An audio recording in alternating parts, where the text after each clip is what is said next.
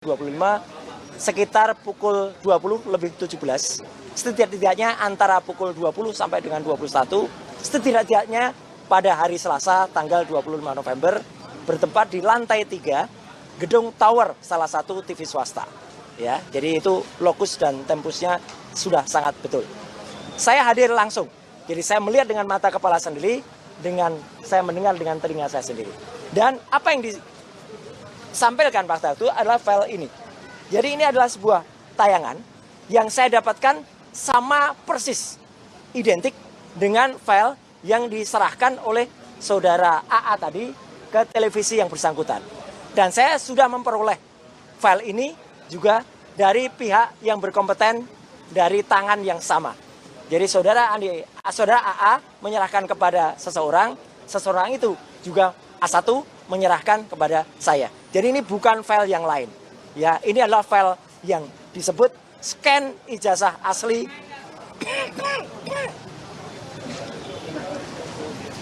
Fakultas Kehutanan UGM tahun 85. Nah, tadi sudah disampaikan oleh Pak Ustadz Kosinudin ya, atau sebagai kuasa hukum juga sebagai koordinator non litigasi, bahwa ternyata file ini adalah file yang sama yang pernah diunggah atau diposting oleh saudara Dian Sandi Utama, kalau ini saya sebutkan namanya karena ada, pada tanggal 1 April.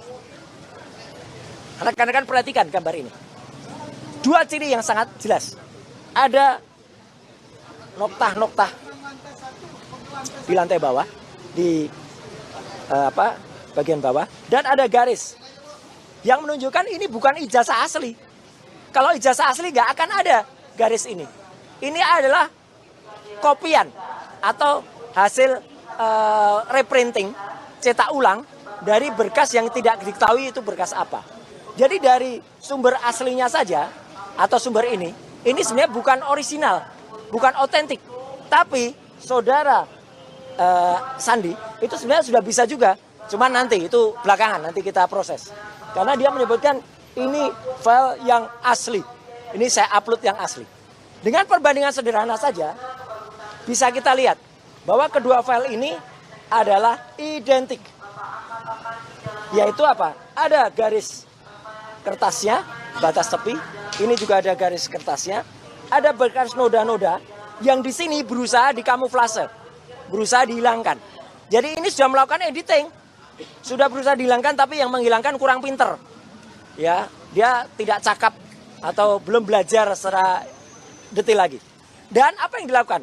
Melakukan koreksi. Jadi koreksi citra yang tadinya miring, trapesium, dia dikoreksi menjadi lurus.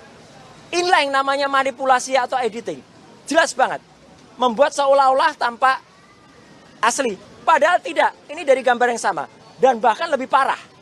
Sebagai lulusan asli Universitas Gadjah Mada 2 kali ya S1 S2, saya sangat geram karena logo dari Universitas Gadjah Mada yang diciptakan oleh Pak RJ Katamsi ya pada saat awal pendirian UGM dulu ternyata sudah dirusak.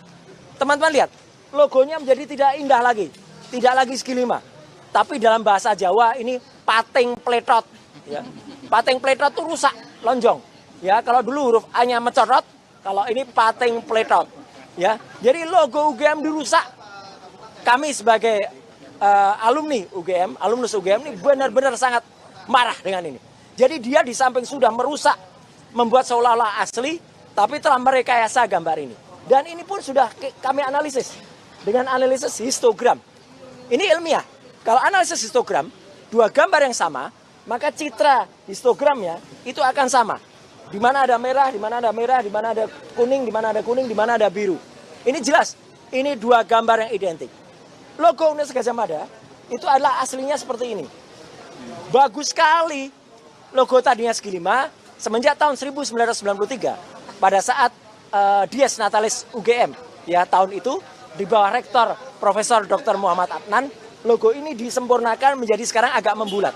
Jadi kalau anak-anak sekarang mengatakan logo UGM itu harusnya bulat, benar. Dulu segi 5. Ada artinya, 19 itu adalah tanggal lahir UGM, 19 Desember. Ini, hiasan ini bukan teratai, tapi ini songkok prajurit keraton. Karena dulu UGM itu kuliah pertama di pagelaran di Siti Inggil Keraton Ngayogyakarta Diningrat, dan kami selalu tiap tahun tanggal 19 Desember kami selalu melakukan niti laku dari keraton ke UGM. Ya, jadi saya selalu ikut dan selalu ada yang tidak ikut di niti laku itu. Siapa kira-kira teman-teman bisa menebak ya? Yang ngaku-ngaku lulusan UGM tapi tidak pernah ikut. Ya, ada di situ, ya. Nah, intinya nanti pelapor akan membawa contoh ijazah UGM yang asli. Inilah scan ijazah UGM yang asli. Sama-sama dari Fakultas Kehutanan, sama-sama diterbitkan tahun 1985. Bedanya apa? Ini kalau scan asli selalu munculnya nama watermark. UGM itu punya pelindung seperti pada uang kertas. Inilah watermark. Dan ada juga emboss. Di sini nampak embossnya. Pada cap di bawah timbul, ya, di dekat rektor pada tahun itu Profesor Dr. Teuku Yakob. Ya, jelas betul. Ini ijazah asli tahun 85 yang kemudian kita scan. Kenapa saya kaburkan? Karena beliau bukan pejabat publik. Saya menghormati beliau. Ya, kalau beliau pejabat publik ya. Apakah ini tahun angkatannya Jokowi? Nggak penting.